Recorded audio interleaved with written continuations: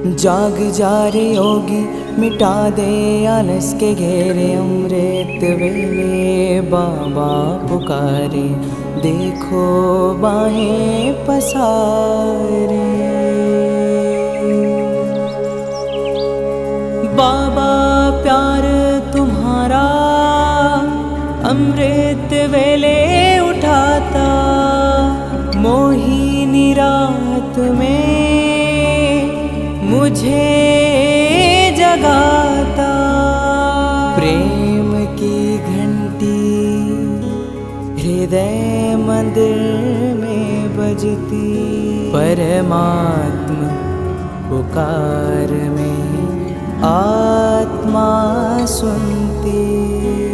नींद पर होती योग की विजय, माया के होते सहज पराजय। आराम नहीं मिलन चाहती, बाबा संग आत्मा खिल जाती।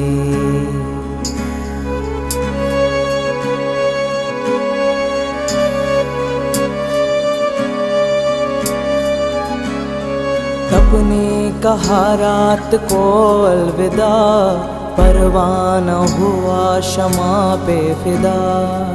समय से पहले बाबा जगाते, नयन खुलते ही मिलन कराते। प्रेम में भीगा मन संकल्प मुस्काते, माया के बंधन स्वयं कट जाते। ठंडी गर्मी बारिश अब तप के साथी, मौसम की मार अब ना डराती।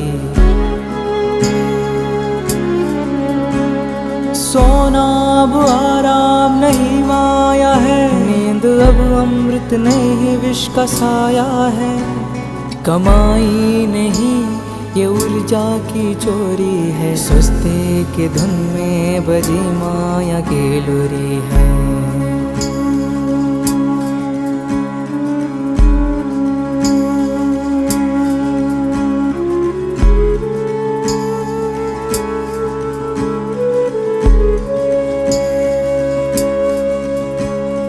आराम की चाह वो रूह की लाचारी है, तप की राह में मन की हेरा फेरी है। जागृत में विश्व कल्याण का सूत्र हूँ, ब्रह्म मुहूर्त का प्रहरी मैं शिव पुत्र हूँ।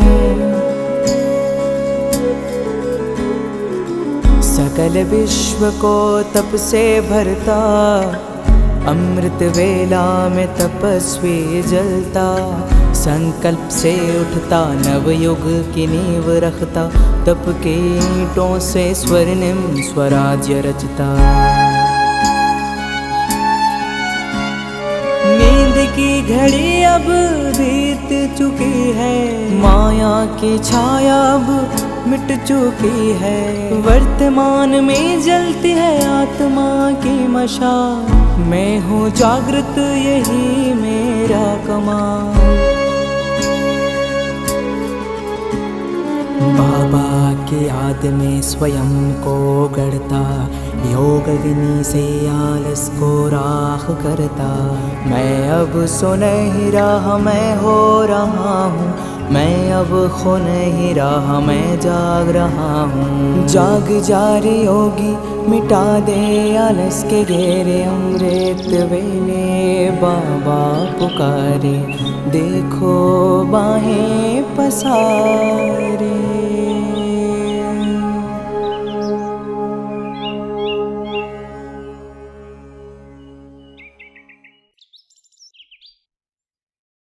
ஓம் சாந்தி. யுக மாற்றத்தின் நுழைவாயில் அமிர்த விலை யோகா அப்படிங்கிற 108 நாள் பட்டியனுடைய 75வது நாள் 4/10/2025.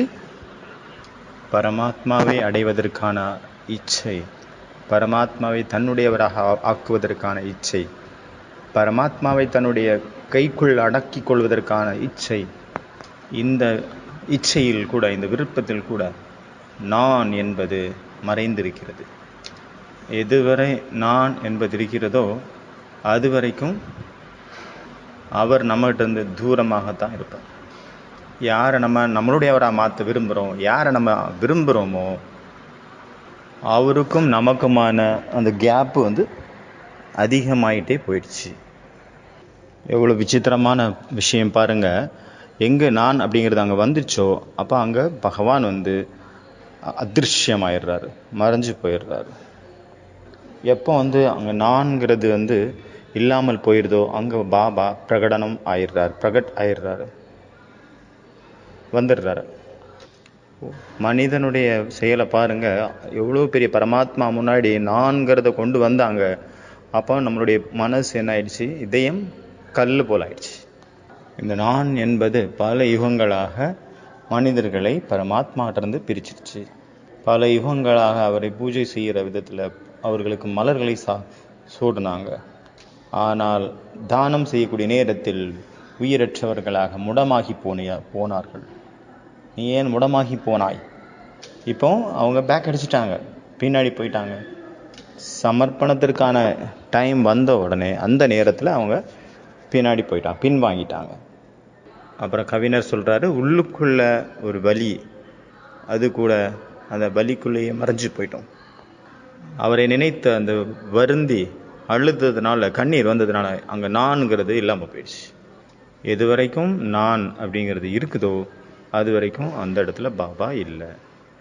பாபா சொல்கிறாங்க, ஆசை மற்றும் தேவை ரெண்டுமே வேறு வேறு விஷயங்கள். பாபா வந்து என்ன தேவையோ அதை பூர்த்தி செய்வார். ஆனால் ஆசைகளுக்கு அவர் தீனி போட மாட்டார். பாபா என்ன சொல்கிறாரு, இச்சா மாத்திரம் அவித்யா. சாதனையினுடைய இன்று 75வது நாள். அப்புறம் அவ்யக்த முரளியினுடைய யாரோ ஒரு சிஸ்டர் சொன்னாங்க 19வது வருஷம் ஆயிடுச்சு. 70வது முரளியிலேருந்து நம்ம ஸ்டார்ட் பண்ணோம். 1970லேருந்து நம்ம ஸ்டார்ட் பண்ணோம். இப்போ 1989 வரைக்கும் வந்து சேர்ந்தாச்சு. நம்மளுடைய உடலினுடைய பாக்கியம், நம்மளுடைய மனதினுடைய பாக்கியம், நம்மளுடைய செல்வத்தினுடைய பாக்கியம். உடலினுடைய பாக்கியம் அப்படின்னா இந்த உடலை ஒரு சேவைக்கான ஒரு உபகரணமாக நம்ம புரிஞ்சுக்கணும், ஒரு இன்ஸ்ட்ருமெண்ட். இந்த உடம்பை நோயினுடைய ஒரு ஸ்டோரியாக மாற்றிடக்கூடாது, துக்கத்தினுடைய ஸ்டோரி. இந்த சரீரத்தை துக்கத்தினுடைய கதைகளாக மாற்றிக்கூடாது. முழு நாளும் அந்த உடல்லையே நம்ம இருக்கிறோம், நிலைச்சிருக்கிறோம். நம்ம கான்சியஸ் ஃபுல்லாக உடல்லே இருக்குது. அதாவது உடலினுடைய ஆரோக்கியத்தை பற்றியே நினச்சிட்ருக்கோம் அப்படின்னா என்ன ஆகும், அது என்னவா மாற்றிடும், நம்மளை நர்வஸ் ஆக்கிறோம். முழு அட்டென்ஷனும் உடலுக்கு மேலே இருக்குது. அந்த மாதிரி நிறைய வியாதிகள் இருக்குது. அதில் ஒரு வியாதி வந்து ஹைப்போகாண்ட்ரியாசிஸ் அப்படின்னு ஒரு வியாதி இருக்குது. அது எந்த மாதிரி வியாதி அப்படின்னா, அந்த வியாதி அந்த நோயாளி பேஷண்ட்டுக்கு என்ன தோணுது அப்படின்னா, எனக்கு எல்லா வியாதியும் இருக்குது அப்படிங்கிற மாதிரி அவங்களுக்கு தோணும். ஆனால் ரிப்போர்ட்டை பார்த்தா ஒன்றுமே இருக்காது. ஆனால் அவங்களுக்கு ரொம்ப நம்பிக்கை இருக்குது, இந்த வியாதி எனக்குள்ளே இருக்குது அப்படின்னு நினச்சிட்டு இருப்பாங்க. எங்ஸைட்டி இல்னஸ் அப்படின்னு ஒரு வியாதி இருக்குது. அதில் வந்து பேஷண்ட் வந்து டாக்டர்களை சேஞ்ச் பண்ணிகிட்டே இருப்பார், மாற்றிட்டே இருப்பார். அப்புறம் என்னெல்லாம் டெஸ்ட் இருக்கோ எல்லா டெஸ்ட்டையும் பண்ணிகிட்டே இருப்பாங்க. சைபர் கான்ட்ரியா அப்படின்னு ஒரு புது வியாதி வந்திருக்குது. இதில் வந்து பேஷண்ட் என்ன பண்ணுறாங்கன்னா, இன்டர்நெட்டில் உள்ள எல்லா வியாதியை பற்றியும் அவங்க பார்க்குறாங்க. அவங்க பார்க்கும்போதெல்லாம் அவங்களுக்கு தோணுது, ஆமாம் எனக்குள்ளே இருக்குது, ஆமாம் இதுவும் எனக்குள்ளே இருக்குது, அதுவும் இருக்குது அப்படிங்கிற மாதிரி அவங்களுக்கு தோணுது. முழு கவனமும் சரீரத்திற்கு மேலேயே இருக்குது. அந்த மாதிரி நிறைய வியாதிகள் இருக்குது. சரீரத்தை பற்றி மட்டுமே சிந்தனைகள் ஓடிட்டே இருக்க மாதிரி நிறைய வியாதிகள். வேறு எதையும் வந்து அவங்க யோசிக்கவே மாட்டாங்க. ஒன்று இருக்குது, பாடி டிஸ்ட்ரோமிக் சிண்ட்ரோம் அப்படின்னு ஒரு வியாதி இருக்குது. இதில் வந்து உடம்புல ஏதாவது ஒரு பிரச்சனை வருது, சரி நம்ம அவங்க மூக்கில் ஒரு ப்ராப்ளம், சின்ன ப்ராப்ளம்னு வச்சுக்கோங்க, ராத்திரி பகலாக அதை பற்றியே சிந்தனை பண்ணிகிட்டே இருப்பாங்க. வேறு எதுவுமே அவங்களுக்கு வரவே செய்யாது, எந்த தாட்டும் வராது. அவங்க ஹைட் கம்மியாக இருக்காங்கன்னா அவங்க நினைப்பாங்களாம், எல்லாரும் என்ன குள்ளமாக தான் பார்க்குறாங்க, அவங்க குள்ளமாக இருக்கான். அவங்களுக்கு அந்த ஹைட் கான்சியஸ்லேயே இருப்பாங்க.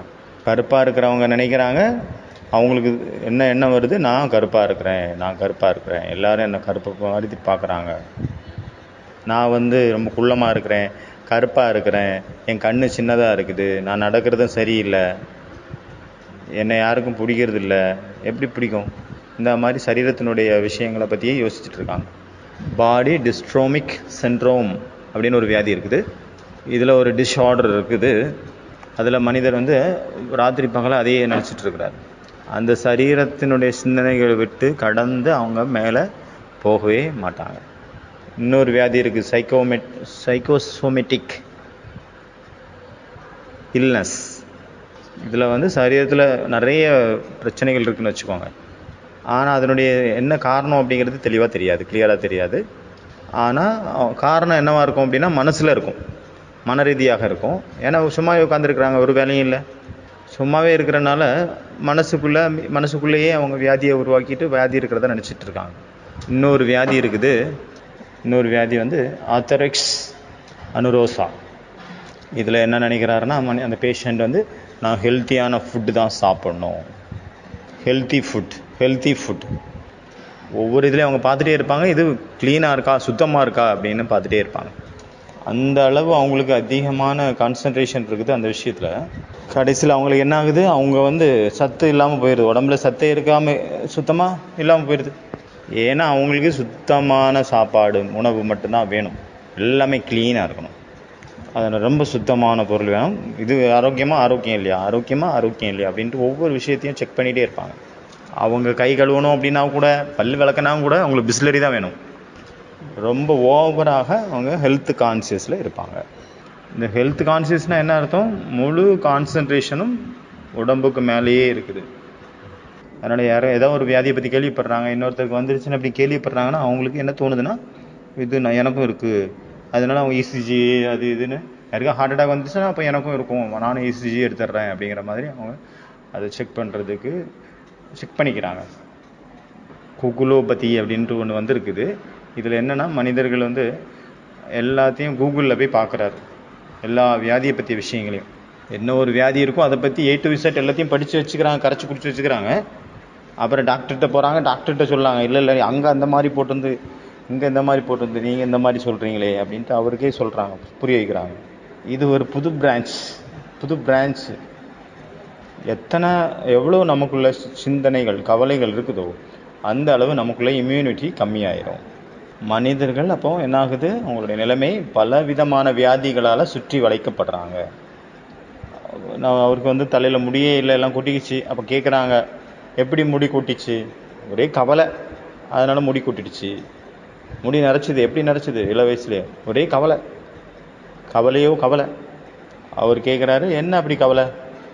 முடி கொட்டிடுச்சேன்னு கவலை அப்படிங்கிறாரு.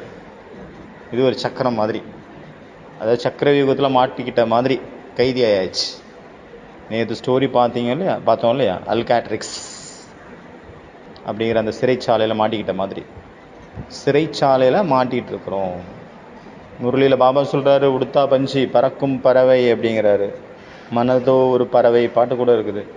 அப்போ கைதி அரெஸ்ட் பண்ணி வச்சிருக்கிறது யார்?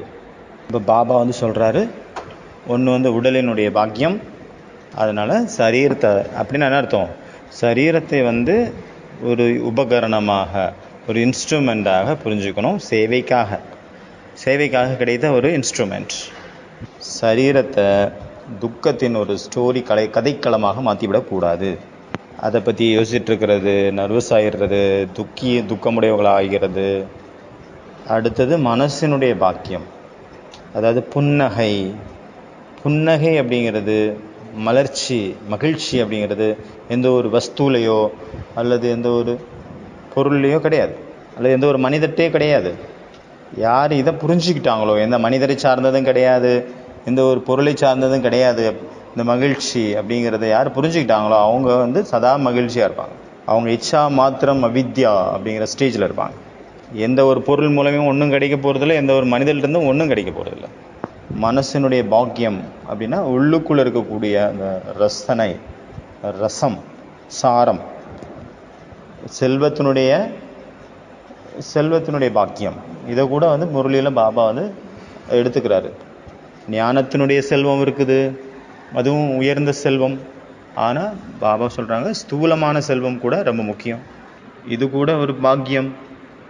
இந்த உலகத்தில் நடந்த யுத்தங்களுக்கெல்லாம் காரணம் 3 காரணங்களை பேஸ் பண்ணி தான் யுத்தங்கள் நடைபெற்றன. அந்த 3 எதெல்லாம்? அந்த 3 விஷயங்கள் என்னென்ன, எதற்காக யுத்தங்கள் நடந்தது? ஒன்று ஜர், இன்னொன்று ஜோரு, இன்னொன்று ஜமீன். இந்த 3 தான் காரணமாக இருந்தது. ஜர், ஜோரு, ஜமீன். ஜர் அப்படின்னா பணம், செல்வம். ஜொரு அப்படின்னா அந்த பெண்ணாகட்டும் ஆணாகட்டும் அவங்களுக்குள்ளே ஒளிந்திருக்கக்கூடிய அந்த காம வாசனை. அடுத்து ஜமீன் அப்படின்னா நிலம், பூமி. ஜர், ஜுரு, அப்புறம் ஜமீன். இந்த 3 தான் இரத்த நதிகளை ஓடச் செய்தது.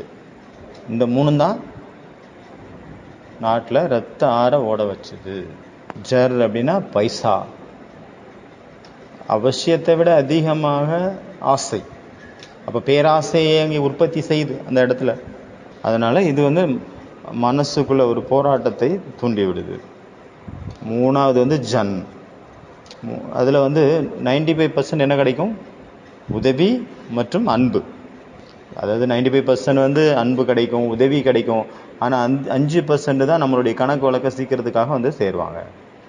நம்மளை நம்மளுடைய கணக்கு வழக்க கம்மி பண்ணுறதுக்காக, அதாவது நம்மளை சோதிக்கிறவங்க வருவாங்களே. ஆனால் தாமரை, அந்த ரோஜா மலரினுடைய அறிமுகம், ரோஜா மலரை நம்ம தெரிஞ்சுக்கணும் அப்படின்னா அந்த முள் இல்லாமல் நம்ம தெரிஞ்சுக்க முடியாது. முள்ளும் அங்கே வேணும், அப்போ தான் ரோஜாவுக்கு மகிமை, மவுசு. அதனால் அதுவும் ரொம்ப முக்கியம். உடலினுடைய பாக்கியம், மனதினுடைய பாக்கியம், செல்வத்தினுடைய பாக்கியம், மக்களினுடைய பாக்கியம், இந்த மாதிரி 4 விதமான பாக்கியம். நீங்கள் யார்? பாபா என்ன சொன்னார்? நீங்கள் இளவரசர்கள். சாஹிப் அப்படிங்கிற வார்த்தை எங்கேருந்து வந்தது? அந்த சீக்கியர்களுடைய லிட்ரேச்சர்லேருந்து வந்தது. சாஹிப், சாஹேப், சாஹப் அப்படிங்கிற வார்த்தைகள் அதுலேருந்து எடுக்கப்பட்டது. 3. ஆனால் அதனுடைய மூலம் அரபி. ஆனால் கிரந்தத்துலையும் அது இருக்குது, ஆதி கிரந்தத்தில் இருக்குது இந்த வார்த்தைகள். அங்கே ஆதி கிரந்தத்தில் பரமாத்மா தவிர வேறு யாருக்கும் இந்த சாஹிப், சாஹேப் அப்படிங்கிற வார்த்தைகளை யூஸ் பண்ணதே இல்லை.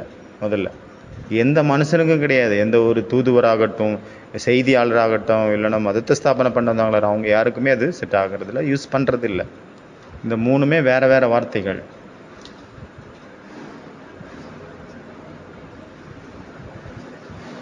அந்த சாஹிப் அப்படிங்கிறவர் யார் மேலே அவர் யாரை விரும்புகிறாரு, ராஜ்ஜி ஆகிறாரு, திருப்தி அடைகிறாரு, யார் சத்தியத்தின் வழிப்படி நடக்கிறார்களோ அவங்கள தான் அவர் திருப்தி அடைகிறார் பார்த்து. அவர் அசத்தியம் நிறைந்தவங்கள அவருக்கு விருப்பம் இல்லை. முரளியினுடைய கடைசியில் என்ன இருந்தது? உடான், பறவை, பறக்கிறது, பறக்கும் பறவை, சுதந்திரமான பறவை. ஆனால் கைதியாக இருக்குது. தன்னுடைய நான் எந்த சிறைச்சாலையில் நான் இருக்கிறேன் அப்படிங்கிறத தெரிஞ்சுக்கணும். அதுலேருந்து வெளியே வரும். அதாவது அவசியமானது இல்லைன்னா ஆசை. ரெண்டுக்கும் என்ன வித்தியாசம்? ரெண்டுக்கும் வித்தியாசம் இருக்கு இல்லையா? அதே போல் அது இங்கிலீஷ் வார்த்தையில் கிரீட் ஒரு நீடு. கிரீடு அப்படின்னா ஆசை, நீடுனா தேவை. எந்த நேரத்தில் அந்த நீடு அப்படிங்கிறது கிரீடாக மாறுது அப்படிங்கிறது கூட தெரியறதே இல்லை. நீடுனா தேவை, கிரீடுனா ஆசை, பேராசை. பண்டாரா, பண்டாரி, ரெண்டுக்கும் என்ன வித்தியாசம்? பண்டாரா அப்படின்னா கிச்சன், பண்டாரி அப்படின்னா அதாவது உண்டியல் பாக்ஸ், கலெக்ஷன் பாக்ஸ் அப்படின்னு சொல்கிறோம்ல. அதாவது செல்வம், பணம், பைசா. அமிர்த வேலைக்கான 3 விஷயங்கள் இன்றைக்கு. 3 விஷயங்களில் ஃபஸ்ட்டு நான் யார், மே கோன், ஆக்குபேஷன் ரிமைண்டர். பாபா சொல்கிறாங்க பகல் நேரத்தில், அது காலையில் எல்லாமே ஞாபகம் இருக்குது, அப்புறம் சாயங்காலம் வரைக்கும் சேர்றதுக்குள்ளே மறந்து போயிடுது. எப்படி மறந்ததுன்னே தெரில. கர்மசேத்திரத்தில் போன உடனே கர்மசேத்திரம், அது குருஷேத்திரம், அங்கே போனோடனே யார் என்ன ஆத்மாவாது பரமாத்மாவாது எல்லாம் மறந்து போயிடுது. அந்த மாதிரி பயங்கர சண்டை நடக்குது. 6 அடித்து தள்ளிடுது நம்மளை மாயா. 6 லைனுக்கும் வெளியே போய் விழுறோம். ஒன்றுமே ஞாபகம் இல்லை, எதுவுமே ஞாபகம் இருக்க முடியல. வாங்கின அடியில் நான் யார், நான் எங்கேருந்து வந்தேன், இப்போ சங்கமிகம் பாபா பகவான் வந்திருக்காரு, படிப்பு சொல்லி கொடுத்துருக்காரு, சத்தியத்துக்கு போனோம், அதுக்கு ரெடி ஆகணும், எதுவுமே ஞாபகம் இருக்குது. அந்த அளவு 2 லெஃப்ட் ரைட்டு மாயா வாங்கிச்சினோன்னா இந்த நிலைமை ஆயிடுது. அதனால் பாபா சொன்னாங்க ஆக்குபேஷனல் ரிமைண்டர் அப்படின்ட்டு. அதனால் நம்ம இன்றைக்கி என்ன பண்ணோம், ஒரு கார்டு உருவாக்கணும். அதில் மே கோன் நான் யார் அப்படிங்கிறத எழுதணும். அந்த எழுதின கார்டு இருக்கு இல்லையா, இல்லை பேப்பர் ஆகட்டும், அது வந்து உங்கள் பேக்கெட்டில் வச்சுக்கோங்க, பர்ஸில் வச்சுக்கோங்க, எப்படி ஒரு வசதியோ அதில் வச்சுக்கிட்டு அப்புறம் அதில் அடிக்கடி எடுத்து சின்ன கார்டாக இருக்கும். அப்போ அடிக்கடி எடுத்து பார்த்து நம்ம ரிமைண்டர் பண்ணிக்கலாம் நமக்கு நாமே. நான் யார் அப்படின்னு எழுதி வைங்க. அப்போ அடிக்கடி எடுத்து அதை பாருங்கள், எடுத்து பாருங்கள். அச்சா, ஓ நான் யார், அச்சா நான் ஆத்மாவா, நான் ஆத்மா தானா, ஓ அப்படியும் அது ஒன்று இருக்குல்ல, ஓஹோ, அந்த மாதிரி ஞாபகப்படுத்திக்கணும். அந்த மாதிரி ஆயிடுது, எல்லாமே மறந்து போகிற அளவு. ஓ ஆத்மாவானா அப்படிங்கிறது அப்போ தான் ஞாபகம் வருது. அதனால் அடிக்கடி அதை பாருங்கள். இது வந்து ஃபஸ்ட்டு ஹோம்ஒர்க்கு. ரெண்டாவது ஹோம்ஒர்க் வந்து 2 பில்லர்ஸ். அந்த 2 பில்லரில் வந்து இருக்குது, வரைகிறீங்க. அந்த 2 பில்லருக்கும் நடுவில் நான் இருக்கிறேன். ஒரு பில்லர் வந்து பாபா, இன்னொரு பில்லர் வந்து சேவை. அதுக்கு நடுவில் நான் இருக்கிறேன். பாபா சொல்கிறாங்க, நீங்கள் இதிலேயே மூழ்கி இருங்க, அந்த ஈடுபாட்டிலேயே இருங்க. பாபா சேவா, பாபா சேவா. நீங்கள் நினச்சி பாருங்கள், உங்களுக்கு என்ன கிடைச்சிருக்கு. துக்கமான உலகத்தை விட்டுட்டு வந்துட்டு பாபா கிடச்சிருக்கிறாரு. பாபாவுடைய காரியத்தில் ஒரு உதவியாளராக இருந்துகிட்ருக்குறீங்க. இந்த ஒரு குஷியை எல்லாருக்கும் கொடுத்துட்டே இருங்க. அடுத்தது 3வது காரியம் டிவைன் பாஸ். டிவைன் பாஸ் அப்படின்னா, எந்த ஒரு காரியம் நீங்கள் செய்கிறதுக்கு முன்னாடியும் யோசிங்க, இந்த காரியம் நான் செய்கிறதுனால இதனுடைய பலன் என்னவாக இருக்கும். நீங்கள் என்ன பண்ணுறதா இருந்தாலும் சரி, அது பண்ணுறதுக்கு முன்னாடி அதை யோசிக்கணும். பாபா நிறைய விஷயங்கள் சொல்லியிருக்காரு. போஜனை பற்றி சொல்லியிருக்கிறாரு. திரிகால தரிசியாக இருக்கணும். என்ன காரியம் செய்கிறதுக்கு முன்னாடியும் உங்களை நீங்கள் நான் திரிகால தரிசி அப்படின்னு புரிஞ்சுக்கிட்டு அந்த 3 காலத்தையும் யோசிச்சுட்டு அப்புறம் அதை செய்யுங்க. அதனால் எந்த காரியம் நீங்கள் செய்கிறதுக்கு முன்னாடியும் இந்த டிவைன் பாஸை வந்து அதை உங்களுக்குள்ளே வெரிஃபை பண்ணுங்கள். இதனுடைய பலன் என்னவாக இருக்கும் அப்படின்னு யோசிச்சுட்டு அப்புறம் ஒவ்வொரு காரியத்தையும் நம்ம செய்யணும். இன்றைக்கி ஒரு நாள் மட்டும் ஹோம்ஒர்க்கு. இப்போ வந்து பாபா என்ன சொல்லியிருக்கிறாரு அப்படிங்கிறத பார்க்கலாம். உங்களுடைய தொழில் என்ன, உங்களுடைய காரியம் என்ன, அதை நினைவு பண்ணுங்கள். அமிர்த வேலையில் ஆகட்டும், அப்புறம் நடுநடுவாக மகள் நேரத்தில் கூட அடிக்கடி நினைவுபடுத்தி பாருங்கள். நான் யார் அப்படிங்கிறத அடிக்கடி நினைவுபடுத்துங்க உங்களுக்கு நீங்களே. ஏன்னா நம்ம காரியம் செய்ய கூடவே இந்த எல்லா விஷயங்களும், ஞானத்தினுடைய விஷயங்களும் மறைஞ்சு போயிடுது, மர்ஜ் ஆயிடுது. நான் ராஜயோகி அப்படிங்கிறதே மறந்து போயிடுது. அதனால் அதை எமர்ஜி பண்ணுங்கள். இதை ஒரு நியமமாக மாற்றிக்கோங்க. இந்த மாதிரி புரிஞ்சுக்காதுங்க, நான் ராஜயோகி தானே வேற என்ன அப்படின்னு புரிஞ்சுக்காதுங்க. ஆனால் ராஜயோகி தான் அப்படின்னு புரிஞ்சுக்காதுங்க. ராஜயோகி அப்படிங்கிற சீட்டில் செட் ஆகி இருங்க. இல்லை நான் இந்த மாதிரி நீங்கள் செக் பண்ணல அப்படின்னா நீங்கள் காரியம் செய்ய பாபாவை மறந்துடுவீங்க. டேஸ் நினைவு இருக்கும். யோகா வந்து மறந்து போயிடுது. அப்புறம் அங்கே கர்மா மட்டும்தான், சேவை மட்டும்தான் இருக்குது, நினைவு இருக்குது. வெறும் ஒர்க் மட்டும்தான் அங்கே நினைவு இருக்குது. சிலர் வந்து அந்த மாதிரி இருக்காங்க. அவங்களுக்கு வேலை மட்டும்தான். அவங்களுக்கு வேலை செஞ்சுட்டே இருக்கணும். ராத்திரி பகல் பார்க்காம வேலைன்னு வேலை செஞ்சுட்டே இருப்பாங்க.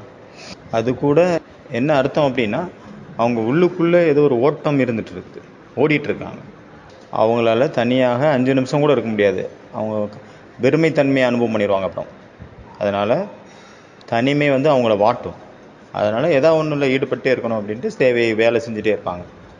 ஒர்க்கு சேவை அப்படின்னு. சாந்தியாக உட்காருங்க 1 நிமிஷம் அப்படின்னா அவங்களால உட்கார முடியாது. ஏதாவது ஒன்று செய்யணும், ஏதாவது ஒரு வேலை செய்யணும், ஏதாவது ஒரு சேவை கொடுங்க ப்ளீஸ் அப்படிம்பாங்க. ஏதாவது சேவை கொடுங்களா, போர் அடிக்குது ப்ளீஸ் அப்படின்ட்டு வந்து நிற்பாங்க இல்லையா நிறைய சேவாதாரிகள் சென்டர்கள் எல்லாம். அவங்க வந்து அந்த மாதிரி அவங்களால தனிமையாக 1 நிமிஷம் கூட இருக்க முடியாது. அமைதியாக பாபா ரூமில் யோகா பண்ணுங்கன்னா அவங்களால இருக்கவே முடியாது. ஆனால் நீங்கள் கர்ம யோகி கம்பைண்டாக இருக்கிறீங்க, இணைஞ்சே இருக்கிறீங்க. யோகி அப்படின்னா சதா கண்ட்ரோலிங் பவர், ரூலிங் பவர், இந்த 2 சக்தியும் அவங்கள்ட்ட இருக்கும். அப்புறம் ராஜயோகி அப்படின்னா அவங்க டபுள் பவர். அவங்க வீணான விஷயங்களை யோசிக்கவே முடியாது. அதனால் ஒரு பொழுதும் இந்த மாதிரி நினச்சிக்காதுங்க. ராஜயோகி வேஸ்ட் பண்ணவே முடியாது. அதாவது ராஜயோகி வந்து வேஸ்ட் பண்ணக்கூடாது எதுவுமே, எந்த ஒரு விஷயத்தையுமே. அந்த மாதிரி இருக்கிறவங்க தான் ராஜயோகிகள்.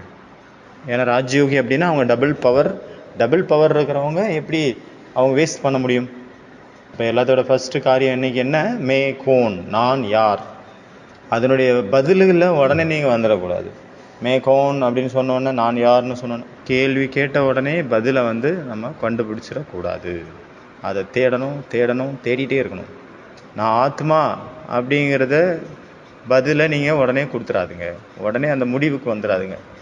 நான் ஆத்மா அப்படிங்கிறது ஒரு தேடல், அது ஒரு ரிசர்ச். இப்போ பார்த்தீங்கன்னா அந்த காலத்தில் புத்தர் இருந்தாங்க, விவேகானந்தர், அந்த மாதிரி நிறைய சன்னியாசிகள் எல்லாம் அவங்க பல வருடங்கள் தவம் பண்ணி தேடி கண்டுபிடிச்சி தான் நான் யாருங்கிற ஒரு கொஸ்டினுக்கு லாஸ்ட்டில் வந்தாங்க. அப்புறம் அதை விடை கண்டுபிடிச்சாங்க. அப்புறம் அதனால் அவங்க ரொம்ப ஸ்ட்ராங்காக இருந்தாங்க. இப்போ நமக்கு பாபா வந்து ஈஸியாக வந்தவொடனே கொடுத்துட்டாரு, கஷ்டப்படாமலே நமக்கு அல்வா கிடச்சது மாதிரி நமக்கு எல்லாமே கிடச்சிருச்சு, கேள்வியும் கிடச்சிருச்சு, பதிலும் கிடச்சிருச்சு. ஆனால் அதற்கான உணர்வு நமக்குள்ளே ஏற்படலை, அது லேட் ஆகுது. ஏன்னா நம்ம தேடி கண்டுபிடிக்காது, ஈஸியாக கிடச்சதில்ல, அதனால் நமக்கு அது கஷ்டமாக இருக்குது. ஆத்மாங்கிற உணர்வு அடிக்கடி மறந்து போயிடுது. அதனால் நம்ம இந்த ஒரு கொஸ்டின் நம்ம வந்து ரிசர்ச் மூலமாக நமக்குள்ளேயே நம்மளை வந்து பார்க்குறோம். நான் யாருங்கிறத பார்க்குறேன், அதை தரிசனம் பண்ணுறேன், அதை உணர்கிறேன், அதை செயல்படுத்துகிறேன்.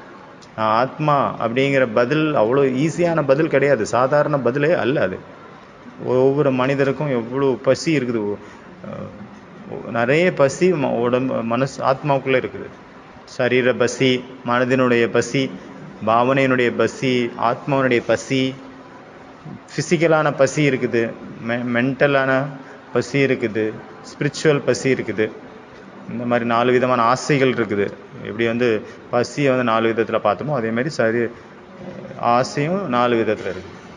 மனதினுடைய ஆசைகள், பாவனையினுடைய ஆசைகள், ஆன்மீக ஆசை, இந்த மாதிரி 4 விதத்தில் இருக்குது. அப்புறம் 4 விதமான திருப்தி வேணும் ஒவ்வொரு ஆத்மாவுக்கும். சரீரத்தினுடைய திருப்தியும் வேணும்.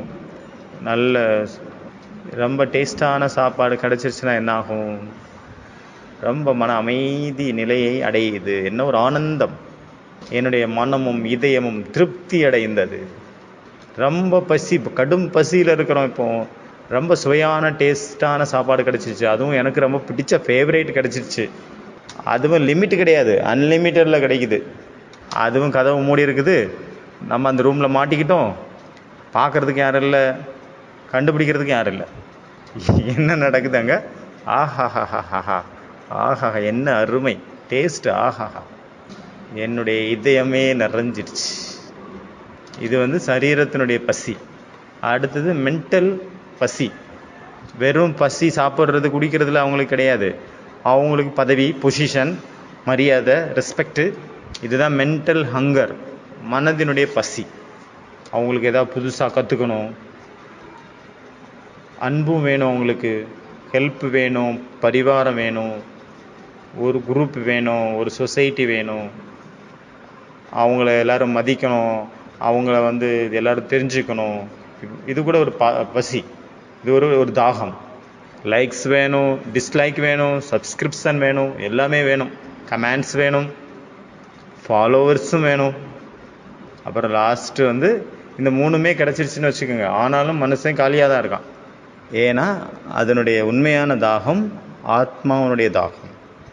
அந்த தாகம் பரமாத்மாவை தவிர வேறு யாராலையும் அதை பூர்த்தி செய்ய முடியாது. ஆனால் நிறைய மனிதர்கள் தங்களுடைய சரீரத்திலேயே அவங்களுடைய வாழ்க்கைகள் முடிந்து போயிடுது. சரீர சிந்தனைகள்லேயே, சரீரத்தையே அது பார்த்துட்ருக்கிறது, அதிலே போயிடுது வாழ்க்கையே. இதில் 2 பொருள் தான், ஒன்று காமத்தினுடைய பசி, இன்னொன்று சாப்பாட்டினுடைய பசி. முழு வாழ்க்கையும் இதை தாண்டி அவங்க வெளியில் வர்றதே கிடையாது. இதையும் தாண்டி சிலர் வராங்க, அந்த மனசினுடைய பசி உள்ளவங்க, அவங்க சயின்ஸ் வராங்க, சயின்ஸில் வந்து ரொம்ப இது பண்ணுறாங்க, அப்புறம் அவங்க ரிசர்ச் பண்ணுறாங்க, அதனால் நிறைய பெயர் பெற்றவங்களாக ஆயிடுறாங்க உலகத்தில். அதுக்கு அடுத்த ஒரு பசி ஏற்படுது, தாகம் ஏற்படுது, அன்பினுடைய தாகம், அன்பினுடைய பசி.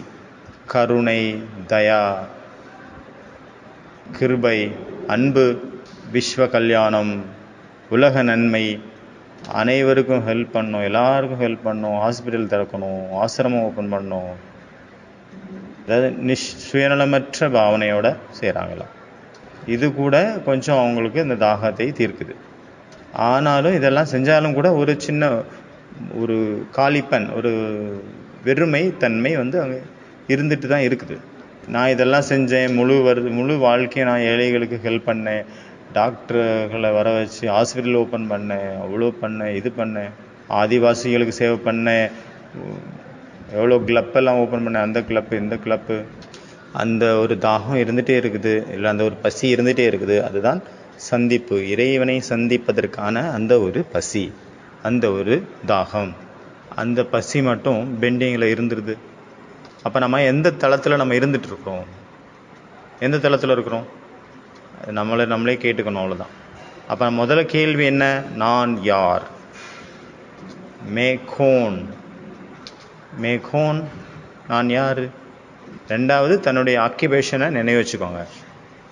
அமிர்த வேலையிலேருந்து பாபா மற்றும் சேவை, வேறு எதுலேயும் நீங்கள் போகக்கூடாது. ஏன்னா எதெல்லாம் உங்களுக்கு கிடச்சிருக்கோ அதை நீங்கள் மற்றவங்களுக்கு கொடுக்க உங்களுக்கு அதிகமாகிட்டே இருக்கும். ஒரு ஸ்டெப்பு நீங்கள் எடுத்து முன்னாடி வச்சிங்கன்னா நீங்கள் பல ஸ்டெப்பு இன்னும் முன்னாடி போவீங்க. இதை ஞாபகம் வச்சுக்கோங்க. நான் எல்லா பண்டாராவுக்கும் நான் எஜமானனாக இருக்கிறேன். என்னுடைய பண்டாரா நிறைஞ்சு இருக்குது. யாரை உலகமே தேடிட்டு இருக்கிறோம், அந்த பண்டாரங்களுக்கெல்லாம் அந்த எல்லா கஜானாவுக்கும் எஜமானர் எனக்கு கிடச்சிட்டார். யாரை உலகமே தேடிட்டு இருக்கோ நம்ம அவருடைய குழந்தையாகவே ஆகிட்டோம். எவ்வளோ ஒண்டர்ஃபுல். அவங்க தேடிட்டே இருக்காங்க உலகத்தில் பரமாத்மாவை. ஆனால் நம்ம அவருடைய சுகத்தினுடைய கடலுக்குள்ளேயே மூழ்கி நீச்சல் அடிச்சிட்ருக்குறோம்.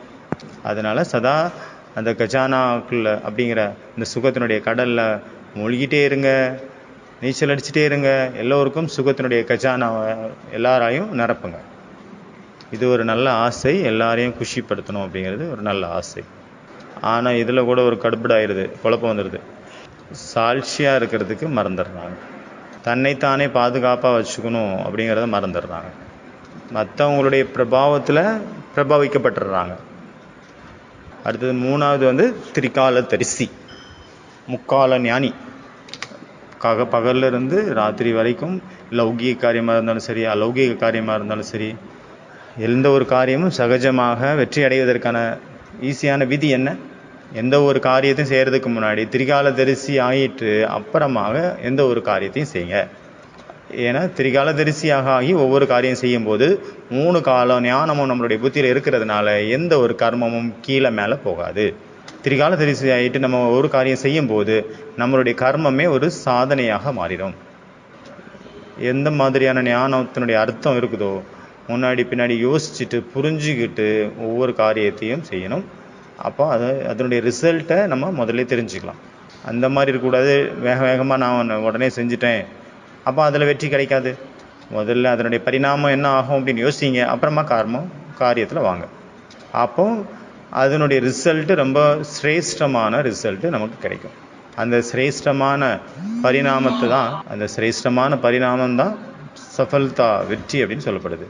நான் அந்த மாதிரி பிஸியாக இருந்தேன், எனக்கு வேலை கிடச்சோடனே நான் அதிலே அப்படி களத்தில் இறங்கிட்டேன், அந்த மாதிரி சொல்லக்கூடாது. பாபா இம்பார்ட்டண்ட்டான ஒரு விஷயம் சொல்கிறாரு, பிரம்மா போஜன் அப்புறம் போகு.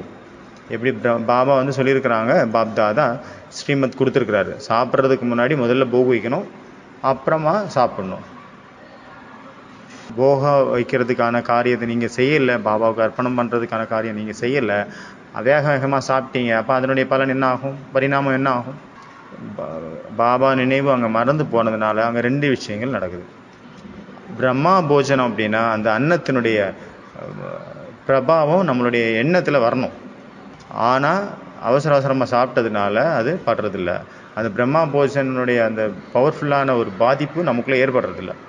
ஒன்று அதனுடைய பிரபாவம் ஏற்படுறதில்லை, இன்னொன்று பாபாவுடைய ஸ்ரீமத்தை நீங்கள் ஏற்றுக்காத காரணத்தினால நஷ்டம் ஏற்பட்டு விடும்.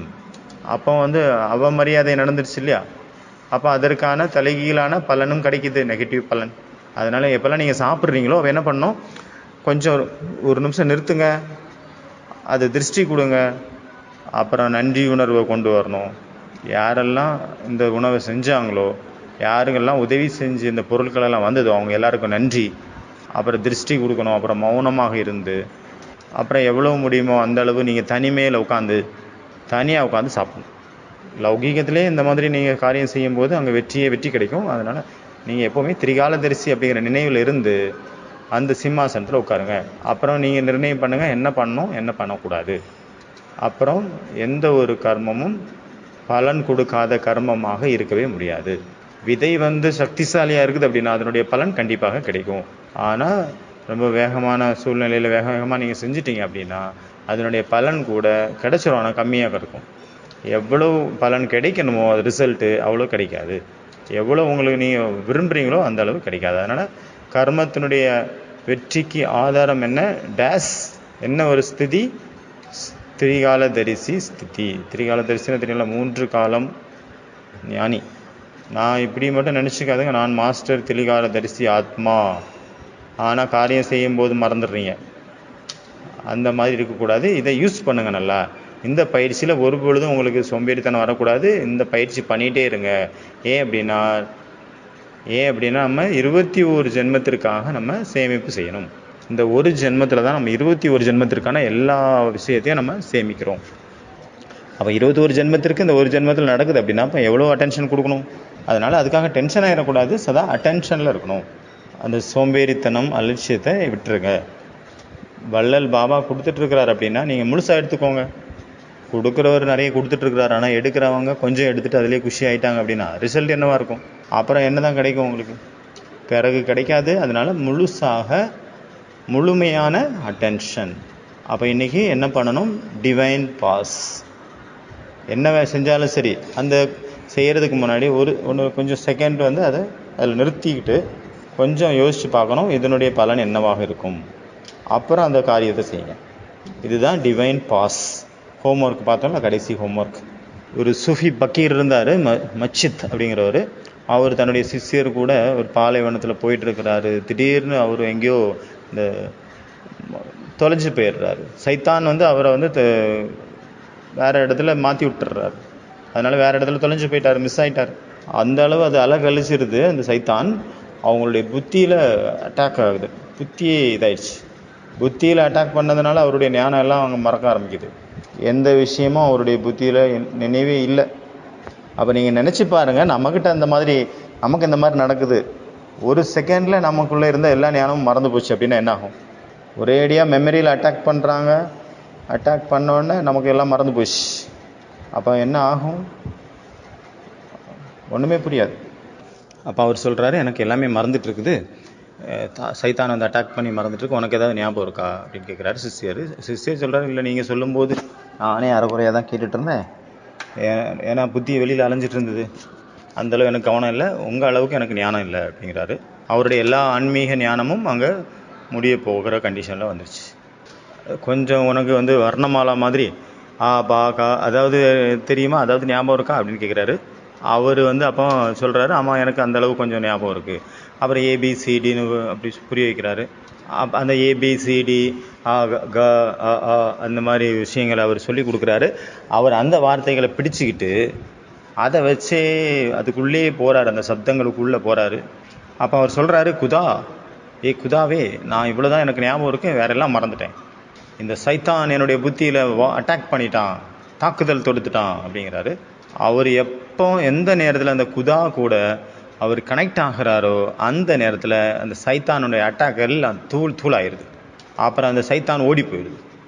எங்கே பாவனை இருக்குதோ அங்கு இ கூட மிகப்பெரிய வேதம் சாஸ்திரமாக மாறிடுது. எங்கே பாவனையே இல்லையோ அங்கே பெரிய பெரிய வேத சாஸ்திரங்கள் இருந்தாலும் கூட அங்கே ஏபிசிடி அளவு கூட அங்கே இல்லை. நம்மளுடைய வாழ்க்கையில் நடக்கக்கூடிய எல்லா விஷயமும் ஒரு உயர்ந்த ஒரு ஆராதனை போல் ஆயிடணும். எல்லாமே நம்ம ஒரு பாவனையோடு செய்யணும். இதுதான் சாதனை, இதுதான் தபஸ்யா, இதுதான் தியாகம். அச்சா, ஓம் சாந்தி.